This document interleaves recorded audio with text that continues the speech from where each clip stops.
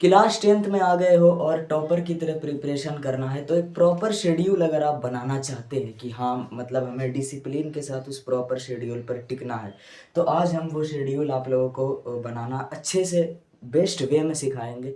और एकदम आप लोग जो कंफ्यूज हो जाते हैं अचानक से कि करना क्या है, तो कैसे टाइम निकले और कैसे हम लोग किस किस चीज़ में अपने टाइम को यूटिलाइज करें, वो सब बात करेंगे इस वीडियो में। ठीक है, तो हम लोगों का जो दो कैटेगरी बनेगा, एक तो ऐसे स्टूडेंट जो केवल ऑनलाइन पढ़ाई करते हैं, और एक ऐसे स्टूडेंट जो या तो केवल ऑफलाइन पढ़ते हैं या फिर ऑनलाइन के साथ ऑफलाइन भी पढ़ते हैं। दो कैटेगरी के स्टूडेंट बढ़ गए। शेड्यूल भी हमारा दो कैटेगरी में बटेगा। एक मान लो मंडे से फ्राइडे या मंडे से सैटरडे का दिन जो कि खूब आपका रेगुलर होगा, जैसे कोचिंग भी खुला रहेगा, हो सकता है ऑनलाइन भी क्लासेस चलेगा। और एक स्पेशल टाइप का दिन, छुट्टी का दिन, जैसे जनरली संडे हो गया या और कुछ। तो हमें इसको कैसे यूटिलाइज करना है, ये पॉइंट पे चर्चा करेंगे। तो चलिए स्टार्ट करते हैं इस वीडियो को प्रॉपर वे में। और सबसे पहले तो जो भी लोग 10th क्लास के न्यू हैं, इस चैनल को एक बार एक्सप्लोर करें और देख लें। और इस चैनल को आप जब एक्सप्लोर करें तो ज़रूर एक बार सब्सक्राइब कर लें, क्योंकि जब आप पूरा देखेंगे इसका कंटेंट लेवल, मेरे बारे में सब कुछ जानेंगे, तो फिर आप ज़रूर इससे जुड़ने की कोशिश करेंगे, उम्मीद है। चलिए स्टार्ट करते हैं शेड्यूल के बारे में। सबसे पहली चीज़ जो कि अगर आप केवल प्योर ऑनलाइन कैटेगरी के स्टूडेंट हैं, तो आपको अपने शेड्यूल का जो स्टार्ट करना है, स्टार्ट वो आपको करना है हमेशा हमेशा जैसा शेड्यूल स्टार्ट करना है वो करना है उस वक्त से जिस वक्त आपकी ऑनलाइन की लाइव क्लास स्टार्ट हो। यानी आपको शेड्यूल सुबह से नहीं बनाना, बल्कि जिस वक्त से क्लास आपका ऑनलाइन में चालू है उस वक्त से हम शेड्यूल बनाना स्टार्ट करेंगे। अभी कॉपी पर किस तरह से लिखना है, किस डिज़ाइन में लिखना है, ये भी मैं आपको बता दूंगा। पहले मेरी बात ध्यान से सुनो। तो जिन लोगों का भी प्योर ऑनलाइन है, कोई ऑफलाइन कहीं नहीं जाते, बस घर में बैठ के पढ़ते हैं, तो उनको अपना शेड्यूल सुबह से नहीं बल्कि स्टार्ट ही कब से करना है, जब से उनकी क्लास शुरू हो, और फिर अगले 24 घंटे तक के लिए प्लान करना है। और दूसरा, ऐसे स्टूडेंट जो स्कूल भी हो सकता है जाते हैं, कोचिंग भी जाते हैं, कभी हो सकता है साथ साथ ऑनलाइन भी पढ़ते हो, यानी कि ऑफलाइन से भी उनका कनेक्शन है, तो उनको फिर मॉर्निंग से अपना शेड्यूल स्टार्ट करना है। मॉर्निंग से आप स्टार्ट कर सकते हैं। ये पॉइंट क्लीन हो गया। अब बात करते हैं हम लोग 24 घंटे में आप अपना पहले तो टाइम कैसे डिसाइड करें शेड्यूल के लिए। तो सबसे पहले एक होता है आप पढ़ने के लिए जब बैठेंगे, स्टार्ट टाइम, और एक है पढ़कर जब उठेंगे, एंड टाइम। इन दोनों के बीच को हम लोग बोलते हैं स्लॉट। क्या बोलते हैं? स्लॉट, यानी टाइम स्लॉट जो आप बिल्कुल फ्री है, जिसमें आप कुछ कर सकते हैं। तो ये मैं कुछ टर्म एकदम बेसिक से बता रहा हूँ, इसको क्या बोलते हैं? स्लॉट बोलते हैं। तो अब इसमें आपको कैसे निकालना है? आपके पास 24 आवर्स हैं। पहले आपको ऊपर ऊपर से ओवरव्यू देता हूँ। 24 घंटे हैं, ठीक है। मान लो कि खूब खूब आप लोग का सोने में, जाने के लिए, उठने में और फिर सोने में, ये सब लग के आपका टाइम 9 घंटा यूँ चला गया, वेस्ट हो गया। मान लो एग्जाम्पल 8-9 घंटा, 7-8 घंटा कुछ भी चला गया। अब फिर एक्स्ट्रा मान लेते हैं थोड़ा, फ़ोन तो बहुत ही चलता है, चलो 2 घंटा इधर चला गया, कुछ और 2 घंटा चला गया, कुछ और 2 घंटा चला गया, 2 2 4 2 6 9, या फिर मान लो 10 6 16 घंटा ही उठा देते। 16 घंटा आपका खत्म हो गया दिन भर में। तब भी आपके पास प्योर 8 घंटा बाकी है। कितना घंटा? प्योर 8 घंटा, जो कि अभी से 10th के लिए तो इनफ नहीं, मोर देन इनफ है। मोर देन इनफ है भाई। इसमें से आप 4 घंटा भी पढ़ लेना रेगुलरली, 5 घंटा भी पढ़ ले, तो ये बहुत मच इनफ है फिलहाल के स्टडी के लिए। तो इतने आसानी से आपका टाइम निकलता है। मैंने इतना 16 घंटा हटा दिया, फिर भी आप 8 घंटा बच रहा है। तो टाइम जाता कैसे, टाइम वेस्ट कैसे होता है, इसको पकड़ने के लिए आपको अपने इसी स्लॉट को एनालाइज करना पड़ेगा कि हर एक्टिविटी के लिए मेरा स्लॉट क्या रहता है। मैं किस वक्त खाना खाने बैठता हूँ और उसमें उलझ कर किस वक्त वापस फ्री हो पाता हूँ, मैं कब सोने के जाने की कोशिश करता हूँ और कब प्रॉपर उठ पाता हूँ। तो ये सब का स्लॉट आपको देखना है कि कहाँ कहाँ मेरा टाइम वेस्ट हो रहा है। और जब आप ये एनालाइज करेंगे तो आपको टाइम टेबल ये नहीं बनाना कि इतने बजे से खाना खाएंगे, इतने बजे ब्रेकफास्ट, इतने बजे सोने जाएंगे, इतने बजे सो के उठेंगे, वेकअप, ये वो स्टाइल नहीं मारना। हम शेड्यूल किस लिए बना रहे हैं? पढ़ने के लिए। तो आपको केवल उस स्लॉट को यहाँ पर लिखना है जो पढ़ाई से रिलेटेड हो। तो पहले तो एक ऐसी कॉपी लें, कोई भी प्लेन भी ले सकते हैं, रूलिंग भी ले सकते हैं, पतली सी कॉपी, या कॉपी का बीच का 2 पेज फाड़ लें, ठीक है।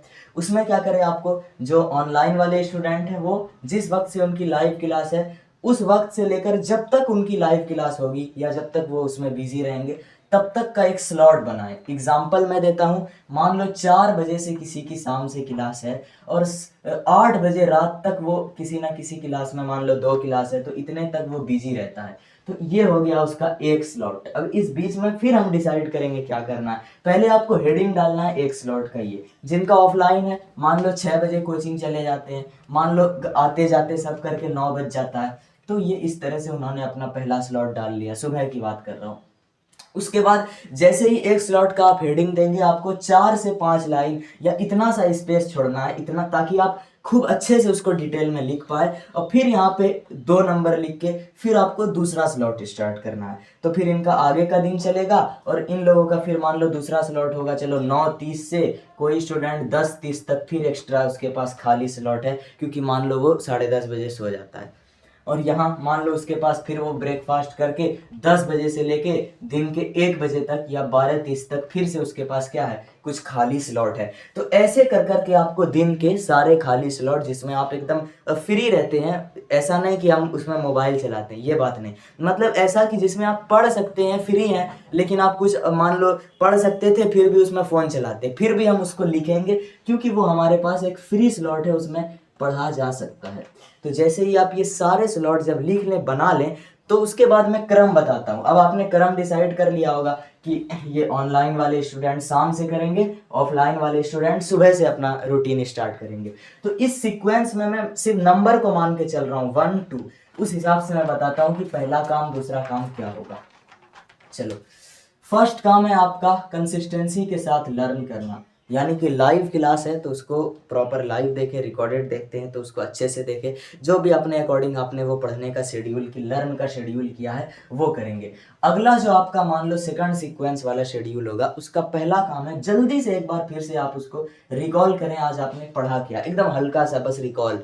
और उसके तुरंत बाद आपको क्या करना है, 10th के स्टूडेंट हो तो उसमें से कुछ क्वेश्चन अपने मन से उठाएं और आंसर राइटिंग करें उस स्टाइल में कि जैसे टॉपर लेवल पर करते हैं। ये मान लो आपने कर लिया, या फिर आपको कोई यहाँ प्रैक्टिस अगर कुछ करने को मिला हुआ है, जैसे होता है होमवर्क HW, कोचिंग का हो या ऑनलाइन का हो, उसको पूरा करें। ऑनलाइन में क्या सोचते हो आप कि मैं तो ऑनलाइन पढ़ रहा हूँ, हम होमवर्क नहीं करेंगे, ऐसी गलती नहीं करें। अगर अभी आप फुल बैच के साथ चल रहे हो, मैं अलग लेवल की बात नहीं कर रहा, एक रेगुलर स्टूडेंट जो रेगुलर चल रहा है, तो आपको होमवर्क जरूर करना चाहिए। जो उससे क्या होगा, भले ही आप कितना भी पढ़े, फिर से एक बार वो क्लियरिटी, वो स्ट्रांग आपका कॉन्सेप्ट होगा।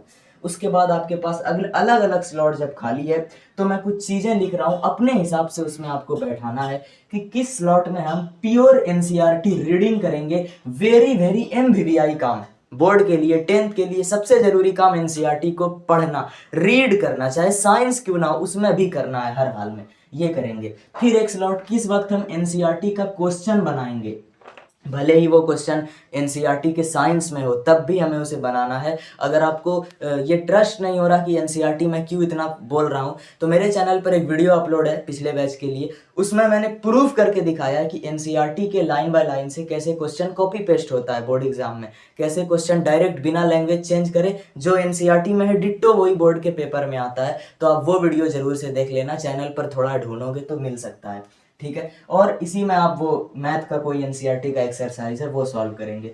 फिर आप सोचो कि कौन सा ऐसा टाइम है जिसमें हमें चैप्टर वाइज PYQ बनाना है। क्यों, यही अभी जब शुरुआत है तो आपके पास पूरा आपने पढ़ा नहीं, तो शुरू में आपको चैप्टर वाइज PYQ बनाना होगा। जब एकदम लास्ट स्टेज का तैयारी होगा तब आपको एयर वाइज यानी क्वेश्चन बैंक सॉल्व करना होगा। तो अभी जो आपको बनाना है क्वेश्चन बैंक, वो चैप्टर वाइज वाला प्रीवियस ईयर क्वेश्चन, जोन सा चैप्टर जोन सा टॉपिक पढ़ा उसको आप उस बुक को लें और उसका सॉल्व करेंगे। फिर आपके पास एक ये मैं लिख रहा हूँ, toppers answer writing practice, very very important. Starting आपको कहाँ से करना है, O से, O आ, फिर आपको पूरा को खो गो जहाँ तक जा सकते हैं पूरा, तब तक रुकना नहीं है। एक कॉपी उसके लिए ले लें, जैसे आपने एक बार को लिखना शुरू किया तो पूरे पेज पर को इतना बार लिखें जितने बार में आप खुद में सेल्फ सेटिस्फाई नहीं हो जाए कि अब मेरी राइटिंग इस वर्ड को लेके परफेक्ट हो गई है, तब तक बनाते रहना है। हो सकता है आपका कोई बार ऊपर वाला रेखा टेढ़ा होगा, कोई बार सीधा होगा, कोई बार ई छोटा ये बड़ा, कोई बार ये बहुत बड़ा ये छोटा, तो ऐसे ऐसे सुधारते सुधारते तब तक लिखना है, तब तक लिखना है, लिखते रहना है, लिखते रहना, जब तक आप सेटिस्फाई नहीं हो जाए कि अब मेरा ये अक्षर परफेक्ट है।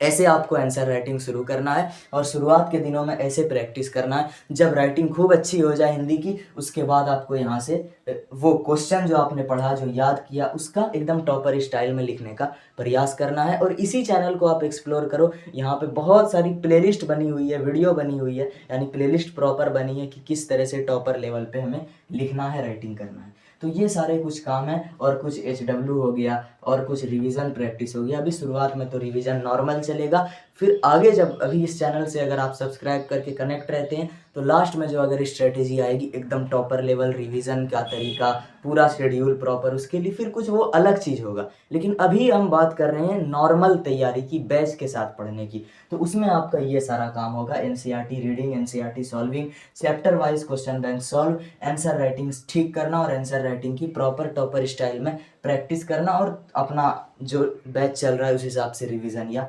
होमवर्क करना। तो अब यही सब आपको लिखना है और डिसाइड करना है कि किस काम को मैं किस स्लॉट में करूँगा, और उस हिसाब से डिसिप्लिन के साथ फॉलो करना है। वीडियो अच्छा लगा हो तो सब्सक्राइब।